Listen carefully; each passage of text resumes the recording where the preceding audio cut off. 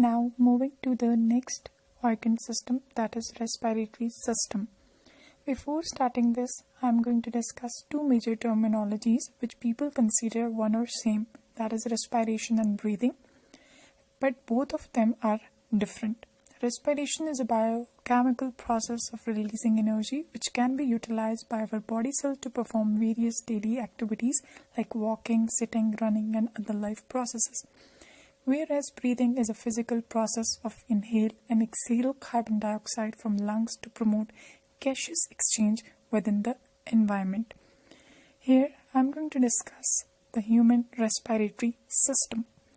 This system consists of nose, pharynx, larynx, windpipe, and lungs. Let's study how oxygen is taken to the body cells and how carbon dioxide is removed from it. It starts from the nose. Air enters the nose through the opening called nostrils. Hair and mucus are present inside the nose that trap the dust particles present in the air. From the nose air, it moves into the pharynx. Pharynx is a muscular passage for both food and air. Air enters the pharynx through two internal openings in the nose. The pharynx is also covered with mucus. From the pharynx, now air is moved toward the larynx. It is a cartilaginous structure that is present at the upper end of the trachea. Air flows into the trachea from the larynx. The opening of larynx is called glottis. The larynx is also called the voice box. It contains two thin fibrous bands called vocal cords. When air vibrates, these vocal cords produce sound, so the respiratory system, it helps in communication as well. From the trachea, now air it enters the windpipe, that is also known as trachea. It is a 10 to 11 centimeter long tube. It contains a series of C-shaped cartilaginous rings which prevent it from collapsing. From the trachea, now the air it moves toward the lungs. In the lungs, the gaseous exchange takes place. The next is the movement of gases. In the human body, intake of oxygen and removal of carbon dioxide, it occurs in two phases. One is inspiration and the next is expiration. In inspiration, when we inhale air, our rib cage moves upward. A dome-shaped muscle, diaphragm, present under the ribs move downward. This increases the space in the chest cavity.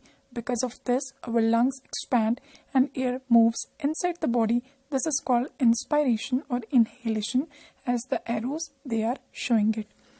Now the next is expiration. When we exhale air, the rib cage moves downward and the diaphragms move upward. This decreases the space in the chest cavity, which builds pressure on the lungs. As a result, the lungs contract and air in it moves out of the body. This is called expiration or exhalation. If we're breathing dirty and polluted air, we are posing risk to our respiratory system. Here are some of disorders. Asthma is a condition in which bronchial tube become narrow due to inflammation. It can be caused by environmental or genetical factor, and it may occur due to presence of pollen or dust in air smoke. It is treated using inhaler, and it can be prevented by avoiding exposure to substances that trigger its attack. Now moving toward the next disorder, that is pneumonia. It mainly occurs in children.